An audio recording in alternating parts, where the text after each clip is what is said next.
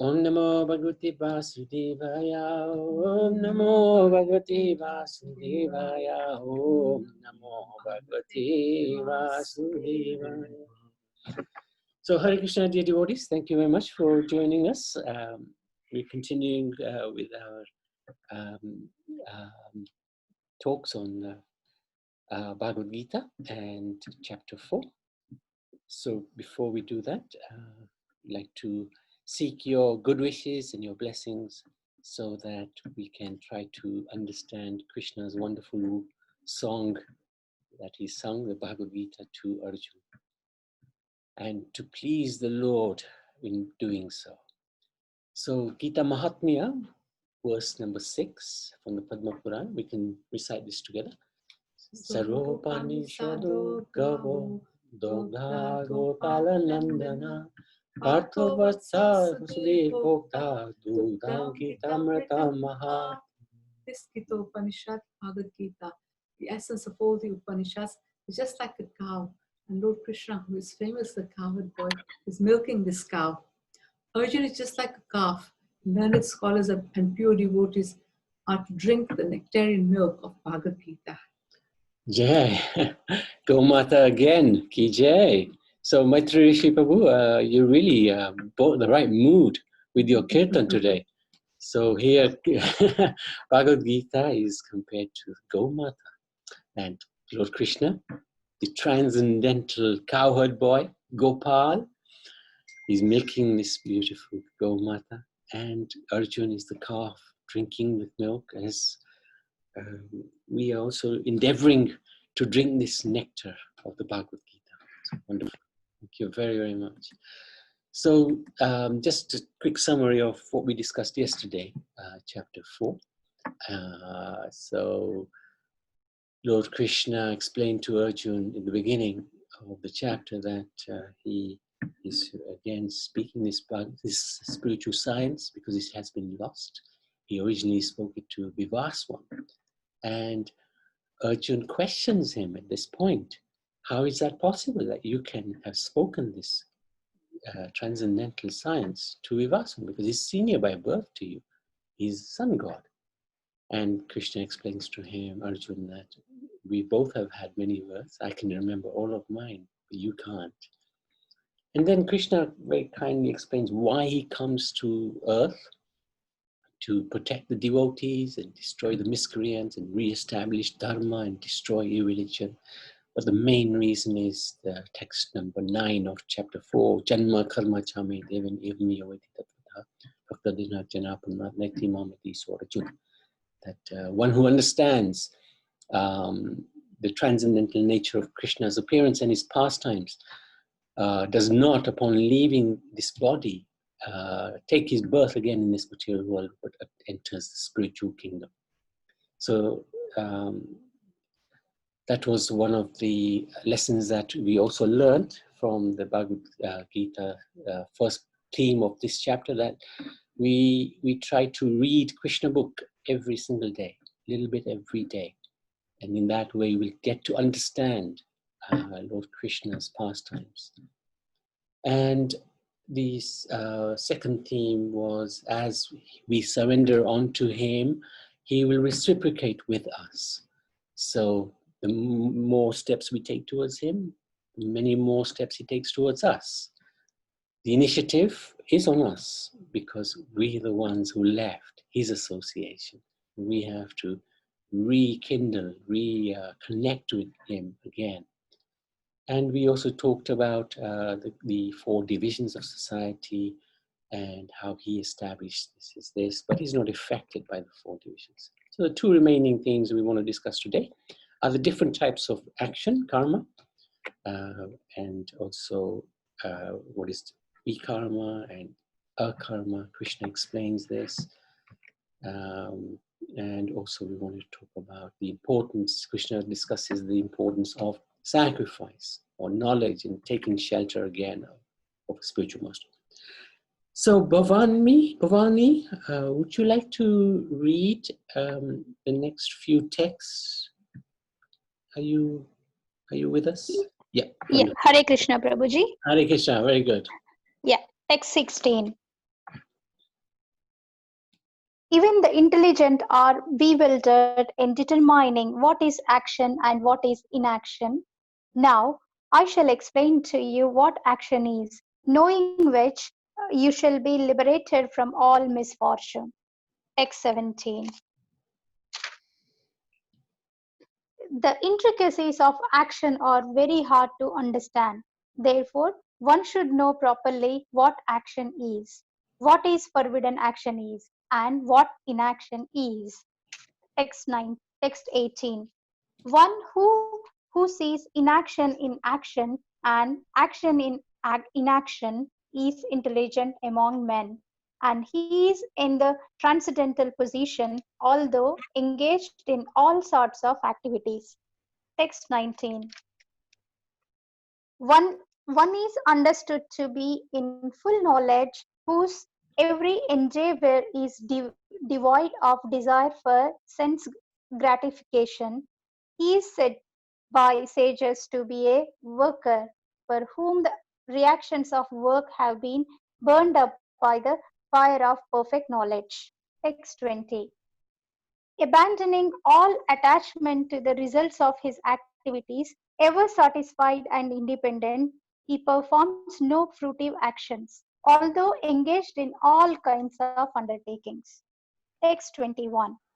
Such a man of understanding acts with mind and intelligence perfectly controlled, gives up all sense of Actor. proprietorship Yeah. over his possessions and acts only for the bare necessities of life. Thus, working, he is not affected by sinful reactions. Text 22. He who is satisfied with gain which comes of its own accord, who is free from duality and does not envy, who is steady in both success and failure, is never entangled although performing actions. Text 23. The work of a man who is unattached to the modes of material nature and who is fully situated in transcendental knowledge merges entirely into transcendence. Text 24.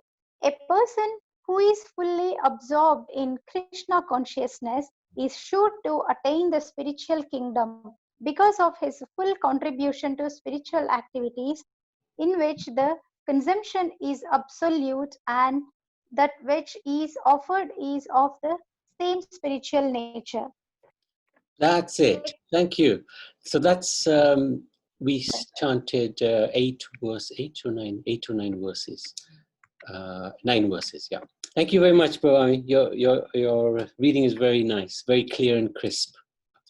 Just wanted Thank you, Prabhuji. to thank you. So just wanted to point out a couple of things. If you see this verse here, text 17 of chapter 4, the intricacies of action are very hard to understand. So Lord Krishna himself is explaining that karma is not an easy subject to understand. So that's one thing that we just wanted to point out. Second thing is text number 18. One who sees an inaction in action, and action in inaction. This can be extraordinarily confusing. So just to clarify this at an early stage, what does this mean? Inaction in action is something that is done in Krishna consciousness. So if we do something in Krishna consciousness, it is considered that that will have no reaction in this material world. Hence it is inaction in action. You're acting, but actually you're not acting. And action in inaction means you neglect to do something in action, but there's a reaction for that neglect. So there is action in inaction. Neglect of duty can cause an action. For example, a policeman who does not stop a robbery in progress. He can stop it, but he doesn't stop it. He is derelict of his duty, and there will be a reaction. He will get reprimanded, maybe he'll get the sack.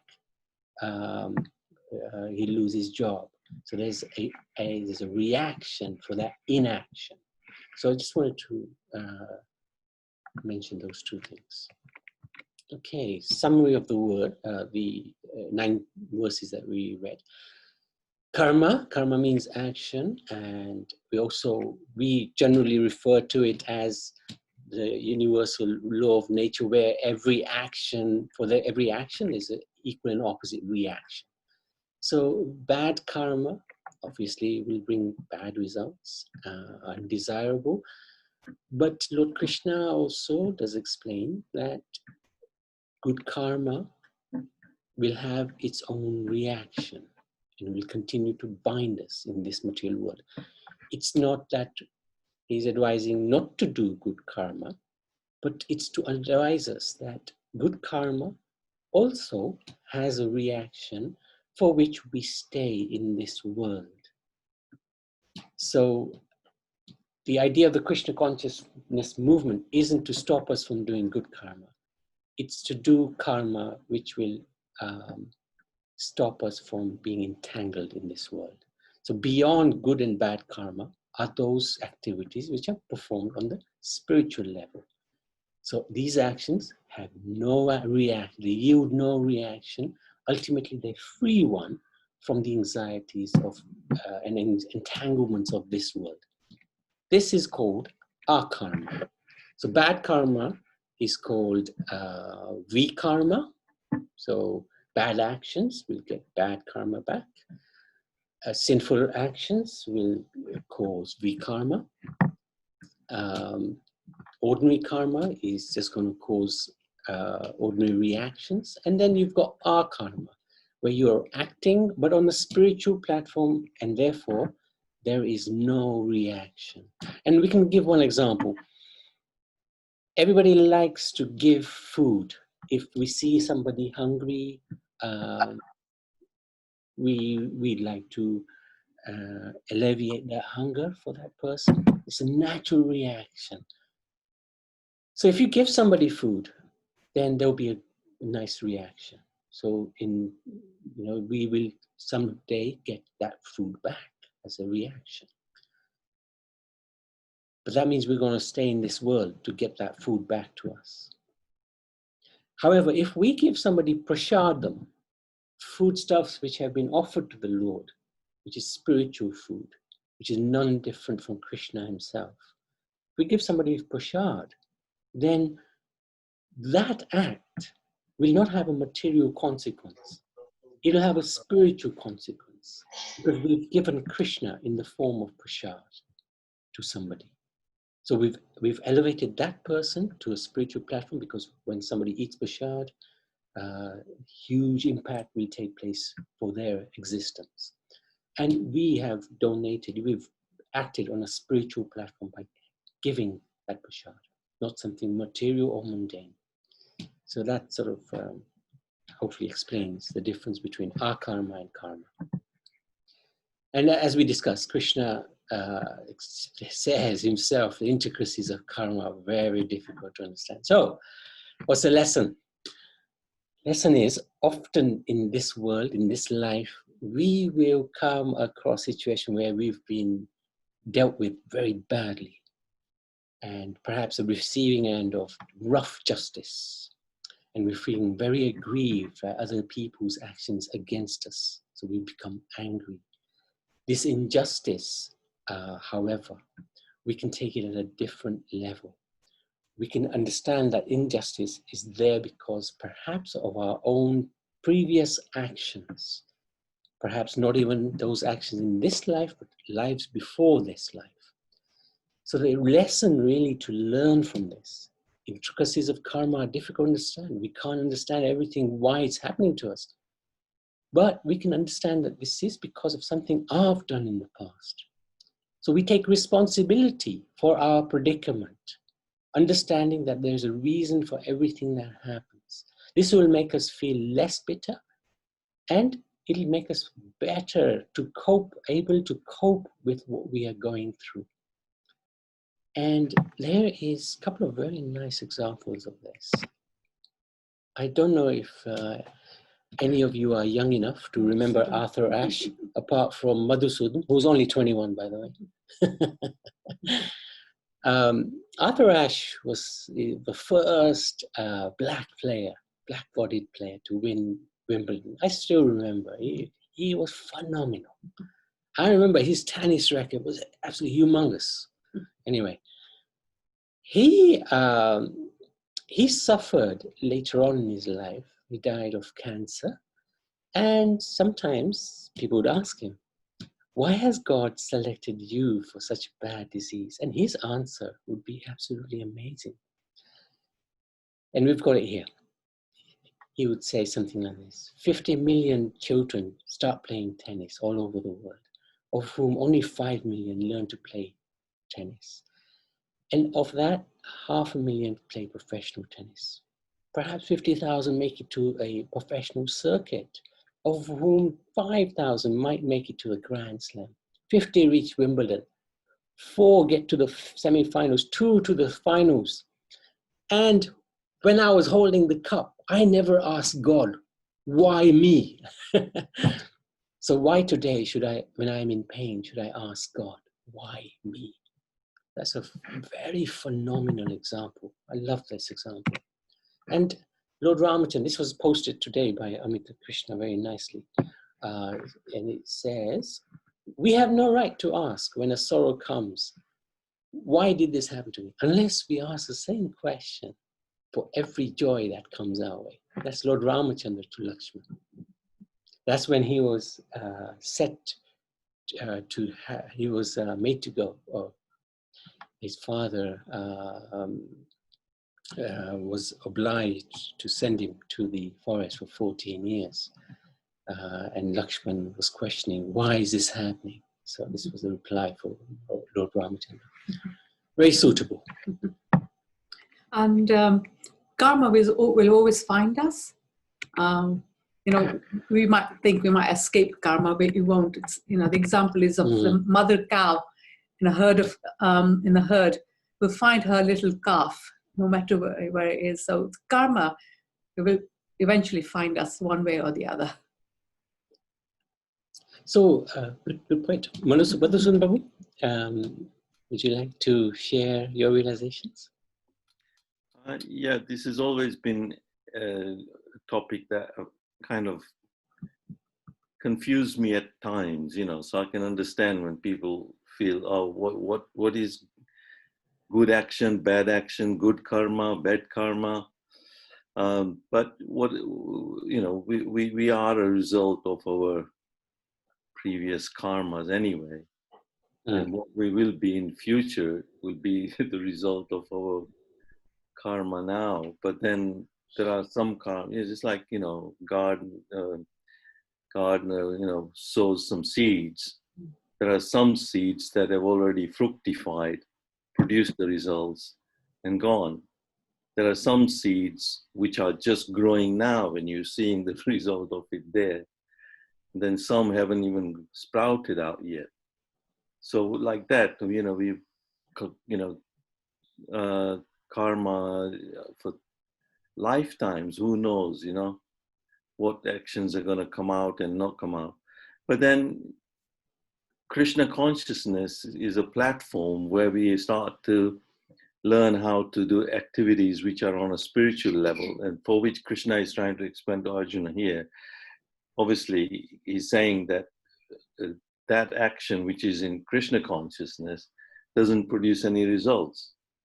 So you transcend, and then, well, we'll find out later on that Krishna also can take away all the karma and just burn it up just like that if he wants to, provided, you know, we are in that situation and Krishna does that for us.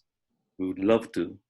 But then good and bad karma is also like, you know, saying a prisoner who is in the prison for whatever their karma, but whether he is tied to the wall with a golden chain or a cast iron chain doesn't make any difference. They're all bound, you know. So good karma will give us good results, but we're still bound in this material world. And bad karma, whether, so it's not the question of whether you've got a golden chain or a cast iron chain. We want to try and get away from no chains at all. And that's the platform where Krishna is bringing Arjun to.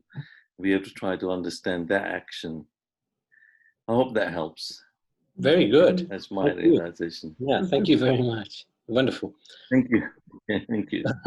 So, are there any questions or any comments? Hare Krishna, Suresh. Yes, Hare Krishna. You are the creator of your own destiny. Yes. We are creating our own karmas, bad or good. Sometimes we don't know whether they are good or bad. You may be intending to do good things, but you're not aware of whether they're good or bad to you. That remains to be seen in this karma or next karma, whichever, but the destiny you create at the time of birth. We do carry forward from the last incarnations, but certain people don't believe in incarnations, but we do as a Krishna consciousness, that we do carry karmas from we don't know how many millions of years we've gone through, and which karma or who is paying when, whether we are paying or getting the karma back, whether we are repaying it or we are adding it to our karmas. So we do not know, we'll never know this, but we are the creator of our own destiny anyway. In the end, only Krishna will know whether we've solved it, we've cleared it, or we try to do all the seva, sankirtan, just to clear our karmas.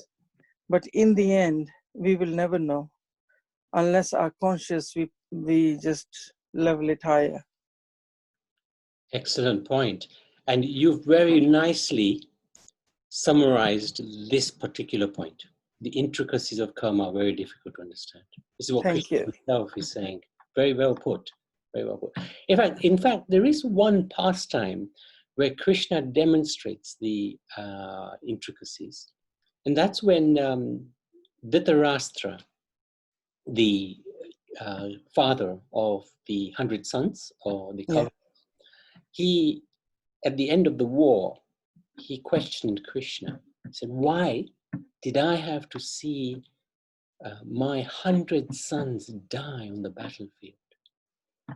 And Krishna said to him, after thinking for a moment, because even for Krishna, he has to think about this because karma is so intricate. So he said to him that 50 lives ago, you were a hunter and you killed 100 baby chicks and you enjoyed seeing them die. So now you suffered 100 of your sons. You watched 100 of your sons die for that reason. So Dhritarashtra thought about it and he asked, why did I have to wait 50 lives for that karmic reaction to come to me? And Krishna explained to him that you had to live 50 lives to accrue for every life enough good karma to have 2 children. So after 50 lives, you accumulate enough good karma to have 100 children.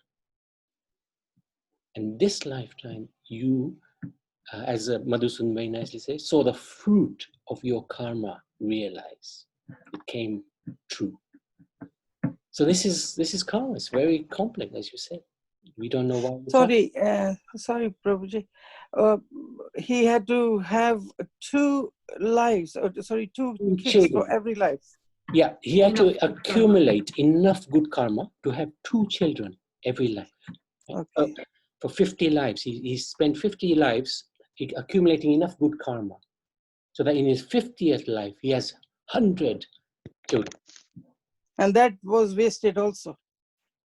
Completely. Yes, you're absolutely spot on. And Krishna was with them, and Krishna gave them the choice. Krishna was right in front of him.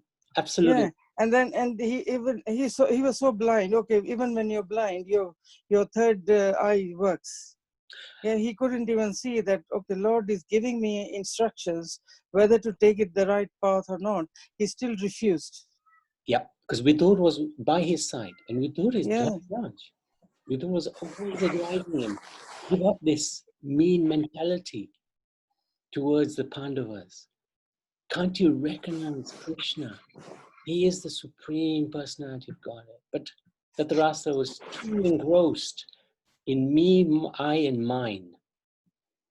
And he passed it nicely on to his son, Duryodhana. And Krishna did give him his presence and his Yes, light. And, they all got blinded. Only Vidur could see it.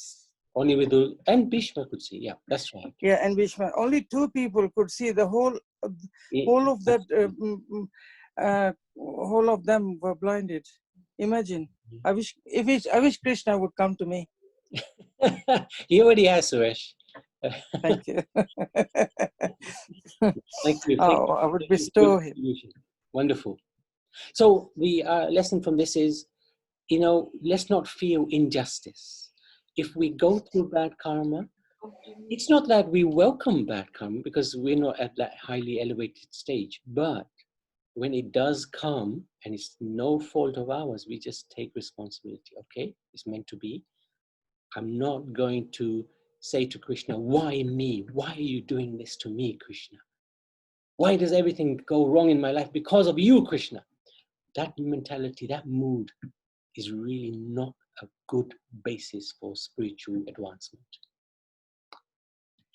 Oh, Maitrishi Prabhu, yes? Hare Krishna, Prabhu, there is a term karma mimamsa, Right. which means to be good, to do good, and the result will be good. Yes. Yes, this is also a term Right. of karma. Right? Okay. Yes. Yes. Yes. We have to avoid sin. Yes. Afterwards. Yeah. Afterwards. Thank you, Maitrishi. Thank you very much. But a little bit like Madhusudan was saying, Prabhu was saying that, whether we have gold cufflinks or iron cufflinks, it's still cufflinks in this, we're still bound to this world. So good karma good karma will lead towards our karma eventually. Bad karma will take us the wrong direction, that's for sure. But just doing good karma in itself is not enough. It's not enough because we're still born in this world. Navi, that's why, when people are engaged in philanthropic work, they think they're doing so much good Yeah. society, which is good. It's good to be done, and it needs to be done. But as Prabhupada gives an example that,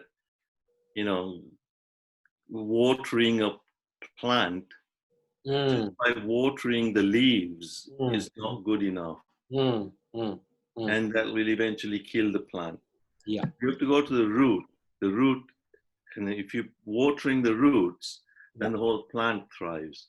So our actions, we don't understand in the beginning, when we are going through our life, we are just going through the reactions of our good and bad karmas. That's it. But we haven't come to a platform or to an understanding. And that's what this Bhagavad Gita brings us to this point. That's why we need to study, and we come in association by good fortune and only by the mercy of some saintly people like Prabhupada and Chaitanya Mahaprabhu, and their mercy is there to free us from our good and bad karma.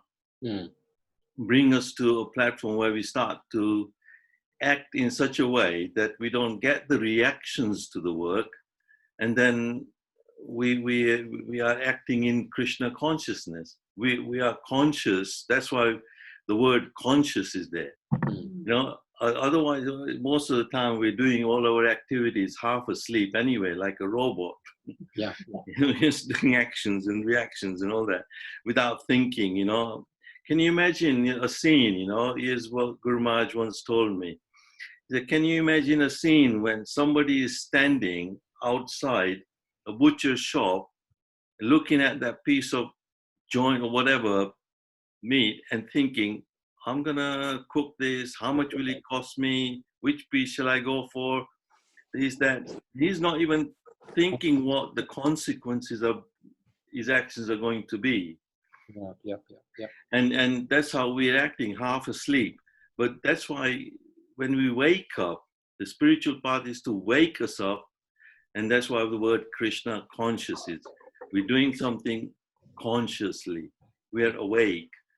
Chaitanya Mahaprabhu said, Jeev Jago, Jeev Jago, Jeev Jago. That means wake up, spirit soul. You're living in this Maya, you know. So when we start to wake up and start to act in Krishna consciousness, our actions then start to be nullified. Mm. And then we can get the, no reactions to this. And then we are, hopefully, and the spiritual master is there to guide us. That's why we need somebody, some guide, That's actually the next topic. Okay. We're leading on to that nicely. Thank you. And I like the point that somebody said, I wish Krishna would come to me. Yes. In what form he comes to it is amazing, because in Kali Yuga, he is there in his Nam form. Yeah, So, he's already there. Yeah. Hari Bol. Good. Thank you. Any other questions or comments? Another thing was, Prabhuji, sometimes we are doing, we think we're doing seva, we're doing feeding people, and that makes you happy. But sometimes you forget, even when you say bad things to other people, that's a bad karma. That is an addition to your karma. Correct. And if you're good to people in verbally, then that also makes a very big difference, because you don't know, if you hurt somebody, that's a bad karma also. Yeah, true. In fact, it starts in the mind. As soon as you start thinking something wrong about somebody, in Kali Yuga, of course, whatever you're thinking does not have a reaction. But as soon as you start thinking about somebody in a bad way, eventually that thinking will come through the mouth, through words, or action. And you're right, that will bind us. That is not going to help us. And of course, good karma can be also dovetailed. Nobody is saying don't do good karma. Please don't misunderstand. Do good karma, but we can dovetail it into our karma. So, for example, the example of feeding people. If we feed people prasad, then you're doing our karma. You're doing spiritual activity. It's not good karma. It's spiritual karma. Okay, let's move on. Bhavani, would you like to read the rest of the chapter?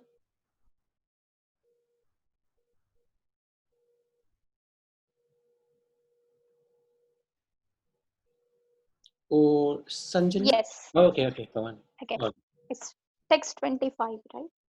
yeah. Some yogis perfectly worship the demigods by offering different sacrifices to them, and some offer sacrifices in the fire of the Supreme Brahman. Text 26. Some sacrifice the hearing process and the senses in the fire of mental control, and others sacrifice the objects of the senses in the fire of the senses. Text 27. Others who are interested in achieving self-realization through control of the mind and senses offer the functions of all the senses and of the life breath as oblations into the fire of the controlled mind. Text 28. Having accepted strict oaths, some become enlightened by sacrificing their possessions, and others by performing severe austerities, by practicing the yoga of eightfold mysticism, or by studying the Vedas to advance in transcendental knowledge. Text 29. Still, others who are inclined to the process of breath restraint to remain in trance practice by offering the movement of the outgoing breath into the incoming and the incoming breath into the outgoing, and thus at last remain in trance, stopping all breathing. Others curtailing the eating process offer the outgoing breath into itself as a sacrifice. Text 30. All these performers who know the meaning of sacrifice become cleansed of sinful reaction, and having tasted the nectar of the results of sacrifices, they advance toward the supreme eternal atmosphere. Text 31.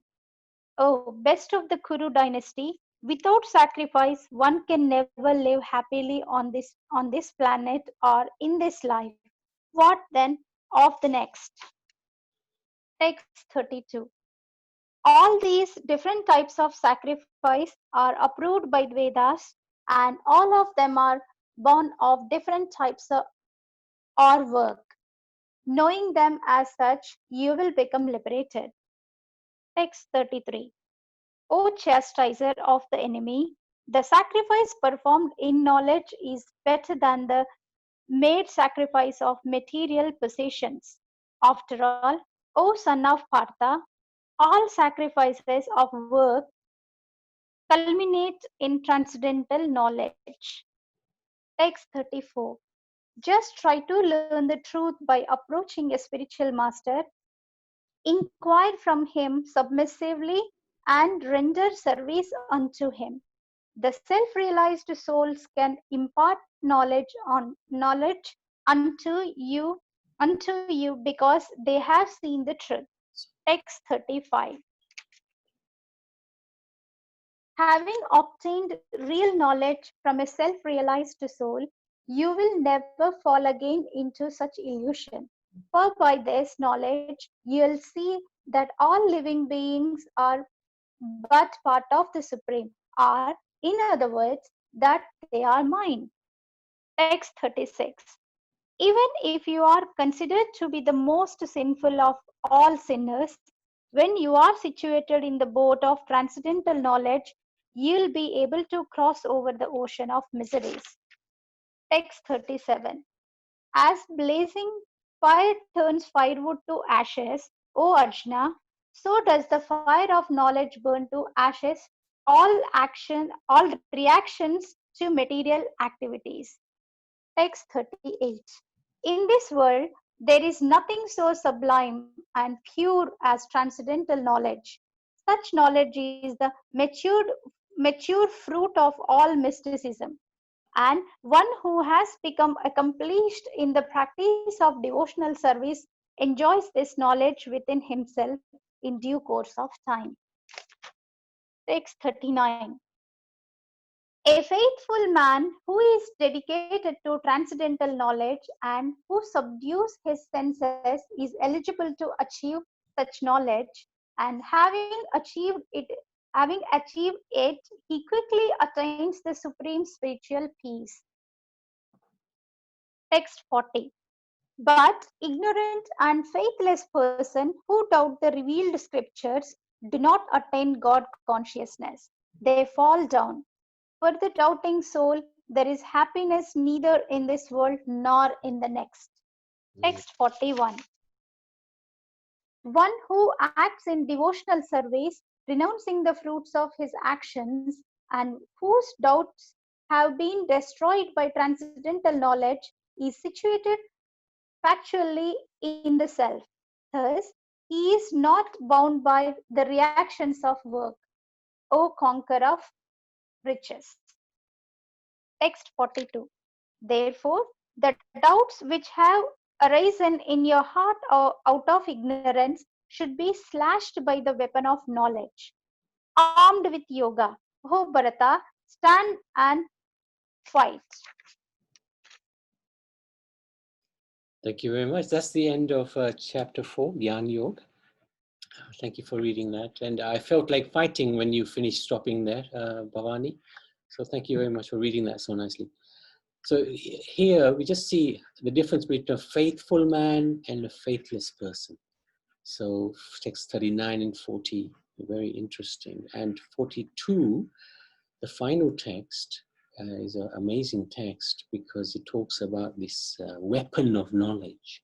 That's why reading is so important, studying is so important, especially the Bhagavad Gita, because it destroys the ignorance that we're under through the weapon of knowledge. So summary, this chapter talks a great deal about sacrifice and needing to acquire transcendental knowledge, hence why it is called Gyan Yoga. What happens when we have this Gyan Yoga, we become self-realized. Krishna says even a sinner can cross beyond the ocean on this boat of divine knowledge. And finally, as we just talked about, the doubts can be slashed by the weapon of knowledge. One of the most important sacrifices, this is the lesson, is to relinquish one's pride by submitting humbly before a bona fide guru. By faithful service and sincere inquiry within that relationship, the heart becomes fertile ground for spiritual knowledge to blossom. So that is text number 34, Tad Vidipanipadena. So Krishna is advising Arjuna to take shelter of a bona fide spiritual master in order to gain transcendental knowledge. Now this is the third time this comes up. Does anybody remember when was the first time in the Bhagavad Gita when somebody took shelter of another person? It may not have been for spiritual knowledge, but he took shelter of another person. Does anybody remember? When was the first time? Naniben. Arjun, when he sort of approaches Krishna in the second chapter? Yep, second chapter, seventh verse. Asking for his advice and that he's completely lost and to ask him to guide him. And then Krishna attains the position of a guru. Brilliant. That's very good. That's right. That's one of them. There was one incident before that. Does anybody remember? But you're absolutely right, Naliben. That is very key. That Arjuna's inquiry is why we have the Bhagavad Gita. Arjuna's submission to Krishna is